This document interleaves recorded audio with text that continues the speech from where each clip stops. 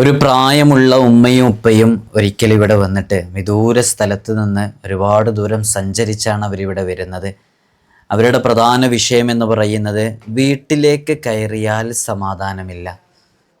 അത് വീട്ടിലുള്ള മക്കളുമായി ബന്ധപ്പെട്ടിട്ടാണെങ്കിലും വീട്ടിലുള്ള കുടുംബജീവിതം നയിക്കുന്ന പുതിയതായി കടന്നു വന്ന മരുമക്കളുമായി ബന്ധപ്പെട്ടിട്ടാണെങ്കിലൊക്കെ എപ്പോഴും അങ്ങോട്ടും ഇങ്ങോട്ടും വഴക്കാണ്, തീരെ സമാധാനമില്ല, സന്തോഷമില്ല.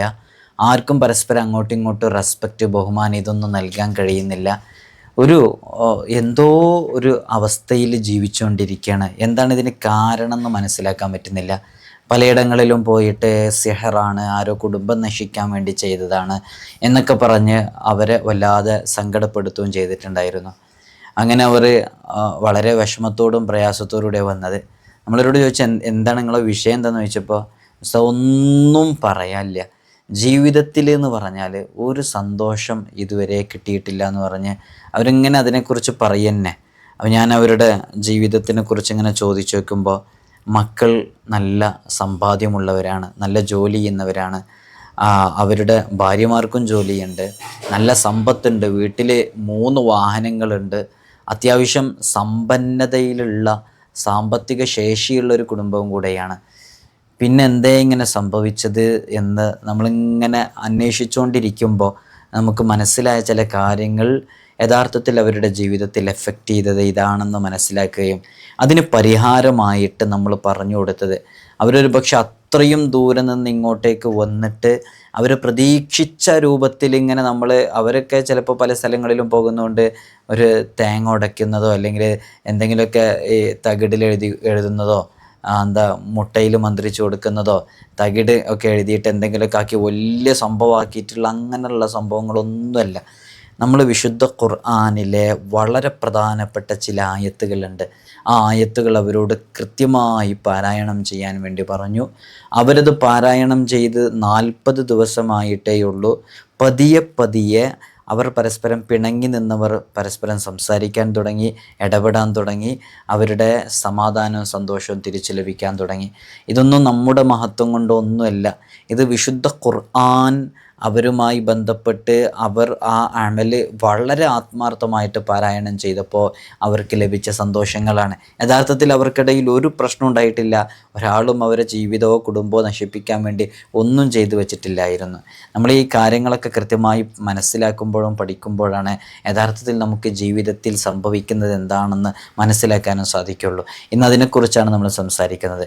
വിഷയത്തിലേക്ക് പ്രവേശിക്കുന്നതിൻ്റെ മുമ്പ് എല്ലാ ദിവസവും സൂചിപ്പിക്കാറുള്ളത് പോലെ തന്നെ നേരിട്ട് കാണാനുള്ള ഡേറ്റ് ചൊവ്വാഴ്ചകളിൽ മാത്രമാണ്. ചൊവ്വാഴ്ച നേരിട്ട് വരാൻ ബുക്ക് ചെയ്യാൻ വിളിക്കേണ്ടത് ഞായറാഴ്ച 10 മണിക്കാണ്. വിളിച്ച് ബുക്ക് ചെയ്തതിൻ്റെ ശേഷം മാത്രമേ വരാവൂ എന്ന് ഓർമ്മപ്പെടുത്തുകയാണ്. പലരും വിളിക്കാതെയും ബുക്ക് ചെയ്യാതെയും വരുന്നുണ്ട്. അതുകൊണ്ടാണ് നമുക്കിത് ഇടയ്ക്കിടയ്ക്ക് ഓർമ്മപ്പെടുത്തേണ്ടി വരുന്നത്. ഇതിൻ്റെ അപ്ഡേഷനും കാര്യങ്ങളൊക്കെ ഇൻസ്റ്റയിലും വാട്സപ്പിലും അപ്ഡേറ്റ് ചെയ്യാറുണ്ട്. ലിങ്ക് നമ്മൾ ഡിസ്ക്രിപ്ഷനിൽ കൊടുത്തിട്ടുണ്ട്. അവിടെ നോക്കിയാൽ അതൊക്കെ കൃത്യമായി മനസ്സിലാക്കാൻ പറ്റും. അതേപോലെ തന്നെ നമ്മുടെ ദർസിലേക്കുള്ള അഡ്മിഷൻ ആരംഭിച്ചിട്ടുണ്ട്. കുറേ ആളുകൾ ഇതിനോടകം തന്നെ വിളിച്ചു, നിങ്ങളുടെ മക്കളെ ദർസിലേക്ക് ചേർക്കണമെന്ന് ആഗ്രഹിക്കുന്നുണ്ടെങ്കിൽ മതവും ഭൗതികവും ഒക്കെ നല്ല രൂപത്തിൽ പഠിപ്പിച്ച് അവർക്ക് കഴിവുണ്ടെങ്കിൽ തീർച്ചയായും അവരെ ഉന്നതമായൊരു സ്ഥാനത്തെത്തിക്കാൻ നമുക്ക് സാധിക്കും. നമുക്ക് പ്രതീക്ഷയുണ്ട്, നമുക്ക് അനുഭവമുണ്ട്. ഇൻഷാ അല്ലാഹ് നിങ്ങൾക്ക് താല്പര്യമുണ്ടെങ്കിൽ നമ്മുടെ ദർസിലേക്ക് ചേർക്കാവുന്നതാണ്. മലപ്പുറം ജില്ലയിലാണ് നമ്മുടെ ദർസ് നിലകൊള്ളുന്നത്. ഇൻഷാ അല്ലാഹ് 7ാം ക്ലാസ് മുതൽ 8ാം ക്ലാസ് മുതലൊക്കെയുള്ള കുട്ടികളെ നിങ്ങൾക്ക് ചേർക്കാവുന്നതാണ്. അവർ മാതാപിതാക്കൾ ഇഷ്ടപ്പെടുന്ന അല്ലാഹ് ആരാണ്, മുത്തുനബി സല്ലല്ലാഹു അലൈഹി വസല്ലം തങ്ങൾ എന്താണ് നമ്മോട് പറഞ്ഞത്, മാതാപിതാക്കളോട് എങ്ങനെയാണ് പെരുമാറേണ്ടതെന്നൊക്കെ മനസ്സിലാക്കിയിട്ട് നല്ല രൂപത്തിൽ ജീവിക്കുന്ന മക്കളായിരിക്കണം ആരും ആഗ്രഹിക്കുന്നതാണ്. പുതിയ കാലത്തുള്ള സാഹചര്യങ്ങളൊക്കെ നമുക്കറിയാവുന്നതാണ്. ഞാൻ കൂടുതൽ അതിനെക്കുറിച്ച് സംസാരിക്കുന്നില്ല. ഇൻഷാ അല്ലാഹ് നിങ്ങൾക്ക് ആഗ്രഹമുണ്ടെങ്കിൽ നമ്മുടെ ദർസിൽ ചേർക്കാവുന്നതാണ്. നിലവിൽ നമ്മുടെ ദർസിൽ പഠിക്കുന്ന കുട്ടികളോടൊപ്പം അവർക്കും പഠിക്കാവുന്നതാണ്. അല്ലാഹു തൗഫീഖ് നൽകട്ടെ. അതേപോലെ തന്നെ നമ്മുടെ പരിശുദ്ധമായ റമളാൻ ഷരീഫിൻ്റെ നോമ്പ് തുറയിലേക്ക് നിങ്ങളൊക്കെ ഒരുപാട് ആളുകളെ സഹായിക്കാം എന്ന് ഏറ്റിട്ടുണ്ട്. ഒരു 10 പേരുടെ 20 പേരുടെ 50 പേരുടെയൊക്കെ നോമ്പ് തുറ ഏറ്റെടുക്കാൻ സാധിക്കുന്നവർ ഇൻഷാ അല്ലാഹ് കാണുന്ന വാട്സപ്പ് നമ്പറിൽ നൽകിയാൽ വലിയ സന്തോഷമാകും. ഇൻഷാ അല്ലാഹ് വിശുദ്ധ റമളാനിൽ നമ്മൾ നൽകുന്ന ഏറ്റവും പുണ്യകരമായൊരു കർമ്മവും കൂടെയാണല്ലോ നോമ്പ് തുറപ്പിക്കുക എന്നുള്ളത്. അടുത്തൊരു റമളാനിൽ നമ്മൾ ഉണ്ടാകും എന്നുള്ളത് നമുക്കൊരിക്കലും പറയാൻ പറ്റില്ലല്ലോ. അള്ളാഹു സുബ്ഹാനഹു വ തആല നമുക്ക് തൗഫീഖ് നൽകി അനുഗ്രഹിക്കുമാറാകട്ടെ. ഖുർആനോട് പൊതുവിലും അൽ-ബഖറ അധ്യായത്തോട് വിശേഷിച്ചും പിശാചിന് വെറുപ്പാണ് എന്ന് മാത്രമല്ല കഠിന വെറുപ്പാണ് എന്നുള്ളതാണ്. ഏതാണ് സൂറത്ത്? അൽ-ബഖറ സൂറത്ത്. അൽ-ബഖറ സൂറത്ത് ഖുർആനിനോട് മൊത്തത്തിൽ പിശാചിന് വെറുപ്പാണ്. അൽ-ബഖറ എന്ന് പറയുന്ന അധ്യായം ഉണ്ടല്ലോ, ആ അധ്യായം നമ്മളൊക്കെ വലിയ സൂറത്താണെന്ന് മനസ്സിലാക്കിയ ആ സൂറത്ത്, അതിനോട് വിശേഷിച്ചും പിശാചിന്, ശൈത്വാനിന്, പൈശാചികതയ്ക്ക് വലിയ വെറുപ്പാണ്. അതുകൊണ്ട് തന്നെ പിശാചിൻ്റെ സാന്നിധ്യം എവിടെയൊക്കെയോ ഉണ്ടോ അവിടെ നിന്നെല്ലാം ആ പിശാചിനെ പുകച്ച് പുറത്ത് ചാടിക്കാനുള്ള നല്ലൊരു മെഡിസിനാണ്, സ്പിരിച്വൽ മെഡിസിനാണ് യഥാർത്ഥത്തിൽ സൂറത്തുൽ ബഖറ എന്നുള്ളത്. അതുകൊണ്ട് തന്നെ സൂറത്തുൽ ബഖറ ഓതാൻ നബി സല്ലല്ലാഹു അലൈഹി വസല്ലം തങ്ങൾ പ്രോത്സാഹിപ്പിച്ചത് ഹദീസിൽ നിന്ന് നമുക്ക് മനസ്സിലാക്കാനും പറ്റും. അൻ അബീ ഹുറൈറത്ത് റളിയല്ലാഹു അൻഹു അന്ന റസൂലല്ലാഹി സ്വല്ലല്ലാഹു അലൈഹി വസല്ലം ലാ തജ്അലു ബുയൂതക്കും മഖാബിർ, നിങ്ങൾ നിങ്ങളുടെ വീടുകളെ ശ്മശാനങ്ങളാക്കരുത്.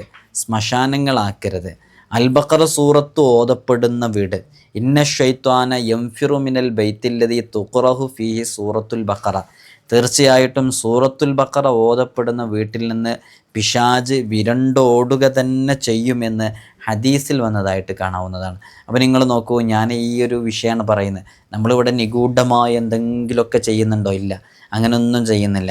ഇതിപ്പോൾ മുത്തുനബി സല്ലല്ലാഹു അലൈഹി വസല്ലം തങ്ങൾ പറഞ്ഞതാണ്. നിങ്ങൾ നോക്കൂ, വീട്ടിൽ അൽ-ബഖറ സൂറത്ത് പാരായണം ചെയ്യുകയാണെങ്കിൽ ആ വീട്ടിൽ നിന്ന് പിശാച് വിരണ്ടോടും എന്ന് ഹബീബായ സല്ലല്ലാഹു അലൈഹി വസല്ലം തങ്ങളാണ് നമ്മെ പഠിപ്പിച്ചിട്ടുള്ളത്. മുത്തുനബി സല്ലല്ലാഹു അലൈഹി വസല്ലം തങ്ങൾ പഠിപ്പിച്ചതാണത്. മുസ്ലിമിലുള്ളൊരു ഹദീസാണ് ഈ പറഞ്ഞത്. അപ്പോൾ സ്വഹീഹ് മുസ്ലിമിലുള്ളതാണ്, സ്വഹീഹായ ഹദീസാണ്. അപ്പോൾ നോക്കൂ, നമുക്ക് സ്വീകരിക്കാൻ പറ്റുന്ന ഈ ഹദീസിൽ സൂറത്തുൽ ബഖറ വീട്ടിലുണ്ടോ, പൈശാചികത, പിശാച് ഉണ്ടാവില്ല. ഇനി നിങ്ങൾ പറ, സൂറത്തുൽ ബഖറ പാരായണം ചെയ്യുന്ന വീട്ടിലെ ഐക്യമുള്ള വീടാവൂലേ? സൂറത്തുൽ ബഖറ പാരായണം ചെയ്യുന്ന വീട്ടിൽ അക്രമങ്ങൾ ഉണ്ടാകുമോ? സൂറത്തുൽ ബഖറ പാരായണം ചെയ്യുന്ന വീട്ടിൽ ഭാര്യ ഭർത്താക്കന്മാർ തമ്മിൽ അനൈക്യത്തിലായിട്ടുണ്ടാകുമോ? ഒന്നും സംഭവിക്കൂല. കാരണം പിശാചാണ് ഇതിനൊക്കെ പിന്നിൽ, ഷൈത്വാനാണ് ഇതിനൊക്കെ പിന്നിലുള്ളത്. അതിൽ നിന്നൊക്കെ വലിയ രക്ഷയും സമാധാനവും കിട്ടാൻ നമുക്ക് വലിയ കാവലാകുന്ന സൂറത്താണ് സൂറത്തുൽ ബഖറ. അത് ഹബീബായ സല്ലല്ലാഹു അലൈഹി വസല്ലം തങ്ങളുടെ ഒരു വാക്കുകൂടെയാണല്ലേ. അതായത് നമുക്ക് സുഹൃതങ്ങളും അനുഗ്രഹങ്ങളൊക്കെ ലഭിക്കണം എന്നുണ്ടെങ്കിൽ ആ വീട് അത് നല്ല വീടായിരിക്കണം, അത് ശ്മശാന രൂപത്തിലേക്ക് ആകരുത്. അതാണ് ഹബീബായ സല്ലല്ലാഹു അലൈഹി വസല്ലം തങ്ങൾ ആദ്യം തന്നെ പറയും, ലാ തജ്അലു ബുയൂതക്കും മഖാബിർ, നിങ്ങൾ നിങ്ങളുടെ വീടുകളെ ശ്മശാനത്തിന് തുല്യമായി കാണരുത് എന്നുള്ളത്. നിങ്ങൾ മരണപ്പെട്ടവരെ വീടുകളിൽ മറമാടരുത് എന്ന അർത്ഥമൊക്കെ അവിടെ ഉദ്ദേശിക്കുക. എന്നാലും നമ്മളിവിടെ വീട് ദീനിൻ്റെ സുഹൃതങ്ങളെ കൊണ്ട് അതിങ്ങനെ സജീവമാകണം എന്നുള്ളതാണ്.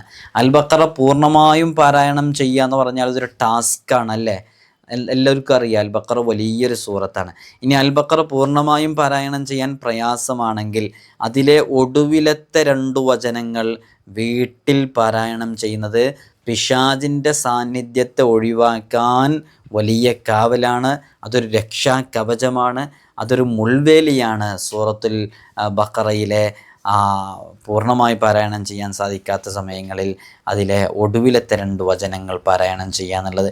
അതും ഹബീബായ സല്ലല്ലാഹു അലൈഹി വസല്ലം തങ്ങൾ പറഞ്ഞതാണ്. നിങ്ങൾ നോക്കൂ, ഇന്നല്ലാഹ കതബ കിതാബൻ ഖബ്ല അൻ യഖ്ലുഖസ് സമാവാതി വൽ അർള്, അല്ലാഹു സുബ്ഹാനഹു വ തആല വാനഭൂതലങ്ങൾ ഖബ്ല അൻ യഖ്ലുഖസ് സമാവാതി വൽ അർള്, ആകാശഭൂമികൾ സൃഷ്ടിക്കുന്നതിൻ്റെ ബി അൽഫൈ ആം 2000 വർഷങ്ങൾക്ക് മുമ്പ് അല്ലാഹു സുബ്ഹാനഹു വ തആല ഒരു കിതാബിനെ ഇറക്കിയിട്ടുണ്ട്, ഒരു ഗ്രന്ഥം ലേഖനം ചെയ്തിട്ടുണ്ട്, ഒരു ഗ്രന്ഥം ഇറക്കിയിട്ടുണ്ട്.